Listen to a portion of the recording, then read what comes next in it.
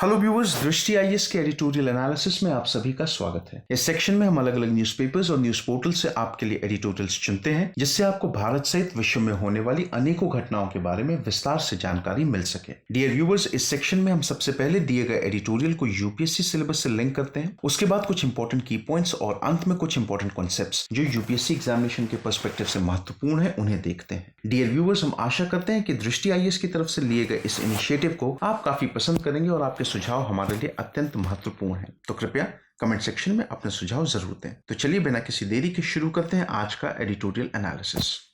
प्रिय व्यूअर, यह वीडियो अंग्रेजी में भी उपलब्ध है। देखना चाहें तो आप हमारे इंग्लिश चैनल दृष्टि आईएएस इंग्लिश पर जाएं। आपकी सुविधा के लिए इस वीडियो के डिस्क्रिप्शन में इंग्लिश वीडियो का लिंक भी दिया गया है। आज का एडिटोरियल हमने द हिंदू न्यूज़पेपर से लिया है, जो 9 नवंबर 2020 को प्रकाशित हुआ है। आज के एडिटोरियल का शीर्षक है इंडिया एंड बाइडेन। यदि आज के एडिटोरियल को हम समराइज करें तो हम ये कह सकते हैं कि बाइडेन के राष्ट्रपति बनने से अमेरिकी नीति में अधिक निरंतरता का प्रवेश हो सकता है, जहां व्यक्तिगत शीर्ष संलग्नताओं पर निर्भरता कम होगी। यदि आज के एडिटोरियल को हम अपने यूपीएससी सिलेबस से लिंक करें तो हम उसे जीएस पेपर 2, जिसमें पॉलिटी, गवर्नेंस, कॉन्स्टिट्यूशन और मूलतः इंटरनेशनल रिलेशंस वाले सेगमेंट है, उससे जोड़ करके देख सकते हैं।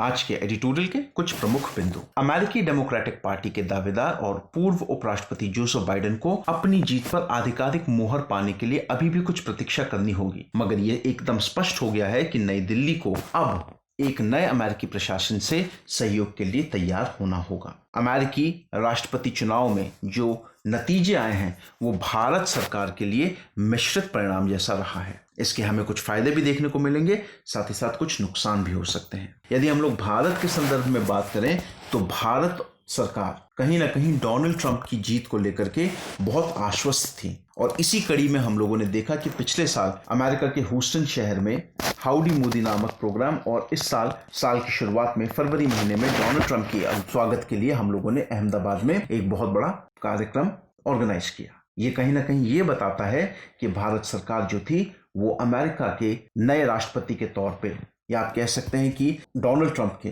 दूसरे कार्यकाल को लेकर के बहुत ज्यादा आश्वस्त थी। भारत सरकार की यदि हम इस आश्वस्तता की बात करें तो कहीं ना कहीं हम इस चीज को इस तरीके से देख सकते हैं कि अमेरिकी चुनाव से ठीक पहले भारत के और अमेरिका के विदेश मंत्रियों के बीच में 2+2 वार्ता के अंतर्गत कुछ एग्रीमेंट्स पे साइन किया गया। बेका एग्रीमेंट, जैसा कि आप लोगों को याद होगा, मैंने अपनी प्रीवियस वीडियो में भी आपको बताया है इसके बारे में, बेका एग्रीमेंट। तो यहाँ पे हम लोग ये कह सकते हैं कि नई दिल्ली जो है वो कहीं ना कहीं ट्रंप की जीत की उम्मीद कर रही थी, मगर ऐसा हो नहीं पाया। दूसरी ओर हम लोग यदि बात करें कि अमेरिकी जो होने वाले जो राष्ट्रपति हैं, अमेरिकी राष्ट्रपति जो बाइडेन, वो पूर्व में उपराष्ट्रपति कार्यकाल संभाल चुके हैं बराक ओबामा की सरकार में। यदि हम लोग उनके संदर्भ में बात करें तो उनकी विदेश नीति की जो चर्चा है वो विश्व भर में होती है। ऐसा कहा जा रहा है कि जो बाइडेन अमेरिका का नया राष्ट्रपति बनकर के अपनी विदेश नीति में, साथ ही साथ बाकी देशों के साथ अपने रणनीतिक संबंधों को, दोनों को एक नई दिशा प्रदान करेंगे।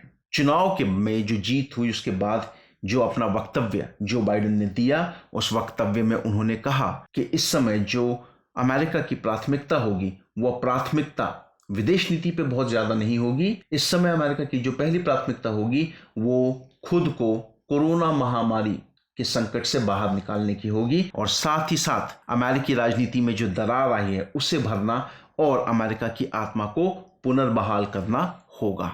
ये भी उन्होंने स्पष्ट कहा कि भाई ट्रंप काल की कई सारी ऐसी पॉलिसीज जो डोनाल्ड ट्रंप ने फैसले लिए थे, उन फैसलों को भी, कुछ फैसलों को पलटा जा सकता है। इसमें से सबसे महत्वपूर्ण फैसला जिसको पलटा जा सकता है वो ये, जो डोनाल्ड ट्रंप की सरकार ने 2017 में खुद को पेरिस जलवायु समझौते से अलग कर लिया था। ऐसा कहा जा रहा है कि डोनाल्ड ट्रंप ने जब पेरिस जलवायु समझौते से अमेरिका को बाहर किया तो उसकी दुनिया भर में बहुत आलोचना की गई। बराक ओबामा ने भी इसके बारे में बहुत आलोचना की। तो ऐसा कहा जा रहा है कि जो बाइडेन जैसी सत्ता संभालेंगे वो सबसे पहले पेरिस जलवायु समझौते में अमेरिका को दोबारा से एक हिस्सेदार बनाएंगे।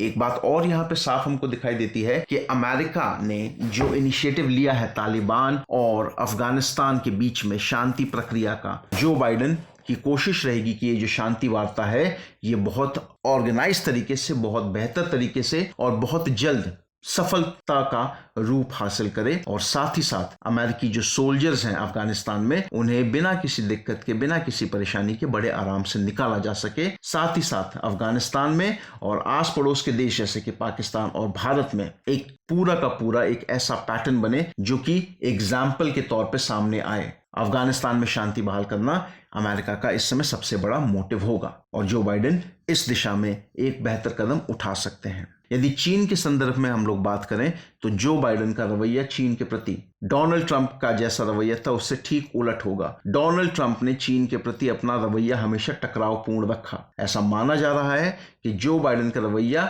बहुत ज्यादा टकरावपूर्ण नहीं होगा, लेकिन ये भी बात एकदम समझने योग्य है कि जो बाइडेन अमेरिका के राष्ट्रपति होते हुए चीन के ऊपर लगातार अपना दबाव जो है वो बनाए रखने की पूरी कोशिश करेंगे। यदि भारत के संदर्भ में हम लोग बात करें तो जो बाइडेन अपने कई सारे जो कैंपेन जब चल रहा था जब जो बाइडेन का, तो उस कैंपेन्स में भी और पूर्व में भी आर्टिकल 370 के हटने और सिटीजनशिप अमेंडमेंट बिल को लेकर के वह अपनी निराशा जो है वो प्रस्तुत कर चुके हैं। उन्होंने अपने नीति पत्र में ये कहा था कि भाई ऐसी चीजों को लेकर के एक सख्त रवैया अपनाने की जरूरत है। तो ये भारत के संदर्भ में थोड़ी सी हमारे लिए एक निराशाजनक या फिर निराश कर देने वाली बात है।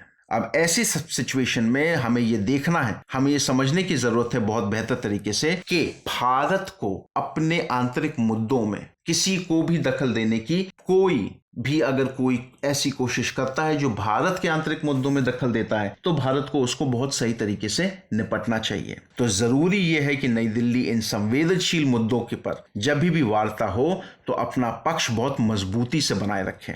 हमें एक चीज ये देखनी है कि जो बाइडेन का जो नया राष्ट्रपति कार्यकाल होगा वो कहीं ना कहीं नेतृत्व में तो बदलाव हो ही रहा है, साथ ही साथ हमें ये भी देखने को मिलेगा कि जो सलाहकार होंगे उनको एक व्यापक शक्ति जो है वो प्राप्त होगी। ऐसी सिचुएशन नहीं आएगी कि सब कुछ जो है वो एक आदमी के ऊपर ही निर्भर है। लोगों की बातों को सुना जाएगा, लोगों की बातों को समझा जाएगा, तब जाकर के किसी तरीके का कोई इनिशिएटिव लिया जाएगा। हालांकि ऐसा भी कहा जा रहा है कि जो अमेरिका का जो व्यवहारिक रवैया रहा है, जो जनरल पैटर्न फॉलो करते आया है अमेरिका, जो बाइडेन उससे हट करके ट्रांस अटलांटिक और ट्रांस पैसिफिक गठजोड़ पर जो निर्माण है उस पर ध्यान देंगे। इन सबसे अधिक महत्वपूर्ण यह है कि अब जब नई दिल्ली नई व्यवस्था के साथ अपनी अनुक्रियाओं को समायोजित करने के लिए तैयार है, यह बहुराष्ट्रीय वैश्विक व्यवस्था को फिर से सक्रिय करने और अमेरिका की नेतृत्वकारी स्थिति को शक्ति के उदाहरण से नहीं बल्कि उदाहरण की शक्ति से पुनर्बहाल करने की बाइडेन की घोषित मंशा का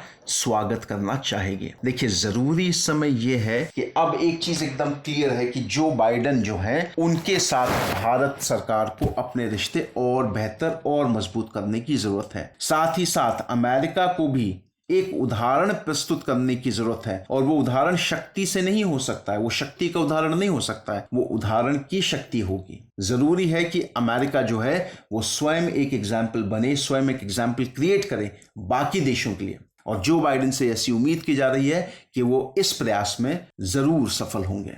तो व्यूअर्स, ये था आज का एडिटोरियल एनालिसिस। आई होप आप सभी को ये एडिटोरियल एनालिसिस बहुत पसंद आया हो। डियर व्यूअर्स, यदि आज के एडिटोरियल से हम लोग संबंधित मुख्य परीक्षा में पूछे जाने वाले प्रश्नों की बात करें तो प्रश्न का पैटर्न वही रह सकता है कि भारत और अमेरिका के बीच में जो संबंध है उनको लेकर के आपसे पूछा जा सकता है, या फिर यदि हम लोग प्रारंभिक परीक्षा की बात करें तो प्रारंभिक परीक्षा के संदर्भ में आपसे 2+2 वार्ता या बेका समझौता इत्यादि के संदर्भ में बात हो सकती है। तो व्यूअर्स, ये था आज का एडिटोरियल एनालिसिस। आई होप आप सभी को ये एनालिसिस बहुत पसंद आया हो। धन्यवाद।